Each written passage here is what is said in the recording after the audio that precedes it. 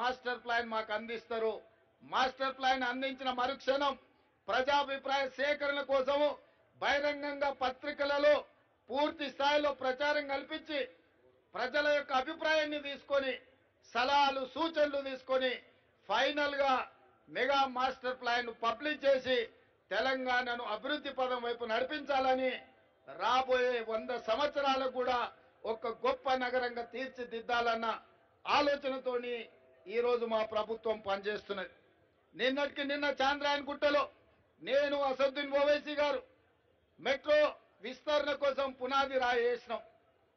మేము ఒక పక్కన పునాది రాయి వేసేటప్పుడు కేంద్ర ప్రభుత్వం మీకు అనుమతిస్తున్నామని లేఖ పంపించింది.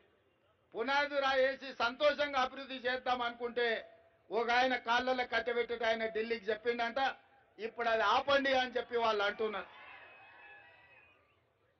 మీకు చేయడానికి చేత కాకపోతే మేం చేసేటప్పుడు కనీసం కాళ్ళలో కట్టబెట్టొద్దని వాళ్ళకి చెప్తున్నా. ఇది అధికారిక కార్యక్రమం కాబట్టి ఎక్కువ వివరాలు చెప్పడం లేదు. కానీ హైదరాబాద్ లో మెట్రో విస్తరణకు అడ్డుపడుతున్న వాళ్ళని వేదిక మీద నుంచి నేను హెచ్చరిక జారీ చేయదలుచుకున్నా. హైదరాబాద్ నగర అభివృద్ధికి మీరు అడ్డం పడి కేంద్ర ప్రభుత్వాన్ని ఉసిగొల్పి అడ్డుకోవడానికి ఏదైతే ప్రయత్నం చేస్తుండ్రో ఇది మంచి ప్రయత్నం కాదు. ఇట్లాంటి పనులు చేసే వాళ్లకు హైదరాబాద్ నగర బహిష్కరణ శిక్ష విధించాల్సి వస్తుంది.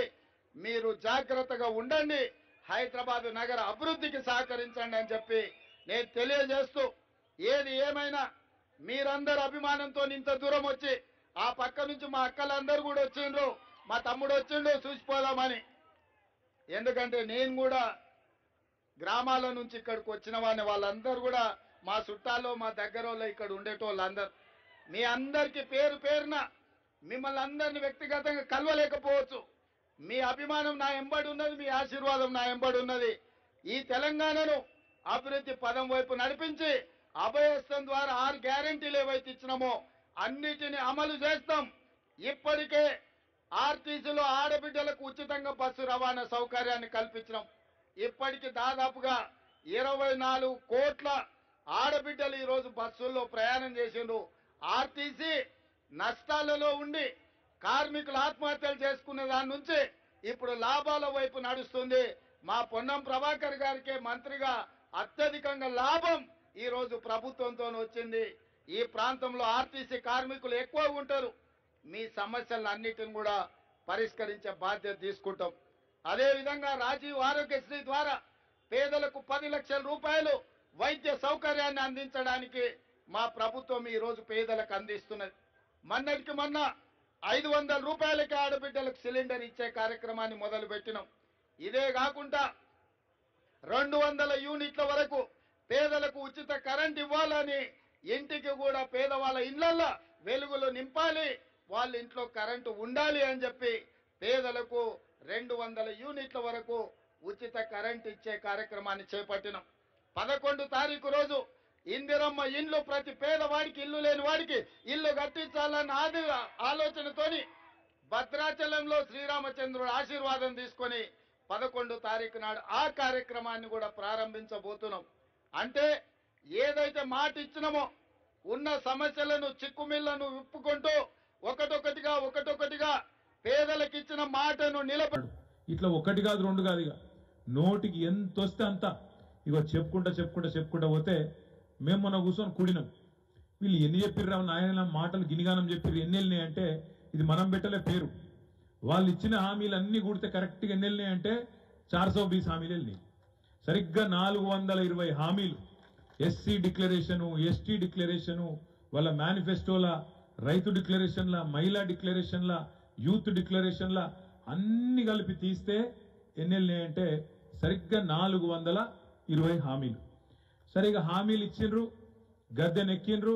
మనం గట్టిగా మాట్లాడినాం అనుకో, అగో 100 రోజులు కూడా కాలే ఇప్పుడే మాట్లాడతారు. ఇంత గిరితమైంది మీకు, ఆగం అవుతారు. మీరు 10 ఏళ్ళ అధికారం ఉన్నారు, మేము వచ్చి 100 రోజులు కాలే ఇప్పుడే తిడతారా అన్నారు.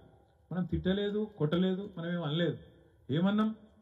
అయ్యా రేవంత్ రెడ్డి నువ్వే చెప్తీవి కదా, ఏమన్నావు నువ్వు? డిసెంబర్ 9 నాడు సంతకం పెడతా 2 లక్షల లోన్ మాఫీ చేస్తా నువ్వు నమ్మి మా గిరిజన సోదరులు, మా గిరిజన రైతులు, దళిత రైతులు, బీసీ రైతులందరూ పోయి పొరికి ఉరికి తెచ్చుకున్నారు, లోన్లు తెచ్చుకున్నారు. తెచ్చుకున్న పాపానికి వాళ్ళు అడుగుతున్నారు. ఇవాళ డిసెంబర్ 9 వాయే, జనవరి 9 వాయే, ఫిబ్రవరి 9 వాయే, ఈరోజు ఏమిటిది మార్చి 9, 4 నెలలు పడ్డది. మరి 4 నెలల కనీసం అడగద్దా, గుర్తు చేయొద్దా? ఏమైనా రేవంత్ రెడ్డి బగ్గ నరికితే ఏమాయనంటే మళ్ళా అంటాడు, అగో నేను కూర్చోలేదు, కుర్చీ చదువుకోలేదు, ఆ చెంప ఈ చెంప వాయిస్తుండ్రు, ఇంత తొందర ఎందుకు మీకు అంటాడు. సరే యాదైతే చేయాలిగా, చేస్తున్నా. ఇంకొక మాట అడుగుతున్నా, మీరు గుర్తు తెచ్చుకోండి. ఏం మాటలు చెప్పిన మా ఆడబిడ్డలకి? కళ్యాణ లక్ష్మి కేసీఆర్ లక్షనే ఇస్తుండు, నేను మీదికెళ్ళి తులం బంగారం ఇస్తా అన్నాడు. ఇక ఆడబిడ్డల సంగతి మీకు తెలుసు నాకంటే బాగా. ₹1,00,000 ఎక్కువ చూడరు కానీ బంగారం అంటే మాత్రం మళ్ళా కొద్దిగా పడిపోతారు, సెంటిమెంట్. దానికి ఆయనతో మురిసిపోతారు. మురిసిపోయినరు, బస్సు ఫ్రీ బంగారం ఫ్రీ అని గుద్దిండ్రు.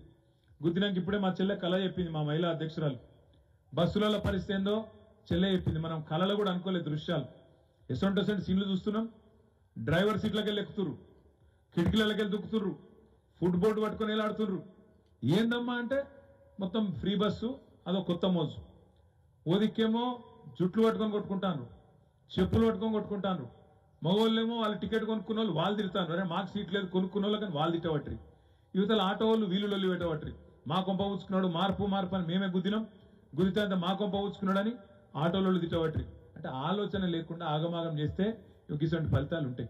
ఇది ఒక్కటే కాదు, ముఖ్యమంత్రి గారి మాటలు వినుండ్రి. చూస్తున్నారా టీవీలలో పేపర్లలో ఏం మాట్లాడుతుండో? సెక్రటేరియట్ పోయిండు, ఏమన్నాడు? నేను ఇక్కడ లంకె బిందెలు ఉంటాయనుకొని వచ్చినా, ఇక్కడ లంకె బిందెలు లేవు, మొత్తం ఖాళీ కుండలే ఉన్నాయి అంటుండు. ఇప్పుడు లంకె బిందెల కోసము గడ్డపారలు పట్టుకొని, తట్టపారలు పట్టుకొని, నెత్తి మీద దుప్పటి కప్పుకొని రాత్రి చీకట్లు ఎవడు తిరుగుతాడే? దొంగలు తిరుగుతారు. దొంగలు తిరిగే పని అది. మరి గా మాట గీన నోట్లకి ఎందుకు వస్తుందో నాకు తెలియదు. ఇదివరకు ఏం పని చేస్తున్నాను రేవంత్ రెడ్డి, కానీ గా మాట మాట్లాడతాను. నిన్నగాక మొన్న మహబూబ్ నగర్ లో మాట్లాడుతుండ్రు రేవంత్ రెడ్డి. ఆయన మాటలు మీరు వినే ఉంటారు, చూసే ఉంటారు. మనం ఇష్టం వచ్చినట్టు కేసీఆర్ తిట్టుడు, మనం తిట్టుడు. ఏమంటాడు? నేను చూస్తా, మీ గొంతు కోస్తా, కత్తిరిస్తా, జేబుల కత్తెర పెట్టుకొని తిరుగుతున్నా నేను అంటుండు. జేబుల కత్తెరలు పెట్టుకొని ఎవడు తిరుగుతాడే? జేబు దొంగలు తిరుగుతారు. లంకె బిందెలు, జేబుల కత్తెరలు. అందుకనే అంటున్నది, ఇవాళ తెలంగాణ ఒక దొంగ చేతిలో పడ్డది. దొంగ చేతికి తాళం ఇచ్చినట్టు తెలంగాణను, ఇంత కష్టపడి తెచ్చుకున్న తెలంగాణను ఒక దొంగ చేతిలో పెట్టినాం. చూస్తున్నారు ఏమైతుందో. కరెంటు కష్టాలు చాలా అయినాయా? అవుతున్నాయా? మోటార్లు కాలుతున్నాయా? వీరినపల్లిలా కాలుతున్నాయా? లో వోల్టేజ్ చాలా అయిందా? మార్పు బాగుందా? నేను నిన్న కాక మొన్న కరీంనగర్ పోతే ఇక్కడ మా పంటలు ఎండినాయి చూస్తేందుకు రా అని చెప్పి తీసుకుపోయారు నాకు చూపరండి కాడికి. పోయినా ఆడ రైతుల దగ్గర పోయినా. శ్రీనివాసరెడ్డి అని ఒక రైతు, వినోదన్న, నేను అందరం పోయినాం. తిరుపతి అని ఒక రైతు. వాళ్ళందరూ వచ్చి చెప్పుకుంటాను, సారు నీళ్లు లేవు, మొత్తం నీళ్ళు వెనుకపోయినాయి, కేసీఆర్ 10 ఏళ్ళు ఉంటే ఎన్నాడు ఇట్లా కాలే మాకు, ఇప్పుడు ఇట్లా అయింది. నేనన్నా మరి ఇప్పుడు ఏం చేయమంటావు అన్న. ఓటేమో అడుగుదిత్తిరి, కత్తేమో వానికిస్తిరి, యుద్ధమేమో నన్ను చేయమని పడుతుంది. ఏం చేసి కాలబెట్టాలి? ఇప్పుడు నేను ఏం మొరినా 5 ఏళ్ళు అయితే ఇదో ఒరుడు కదా, ఇంకేం చేయాలన్నా? అట్లా కాదు, మేము ఏదైతే తప్పు చేసినామో కేసీఆర్ నొడగొట్టి రేపు పార్లమెంట్ లో బరాబర్ వినోద్ కుమార్ ని గెలిపించి బుద్ధి చెప్తాం వీళ్ళకనే మాట అక్కడ రైతులు చెప్తా ఉన్నారు. ఎక్కడ పోయిన దాన్ని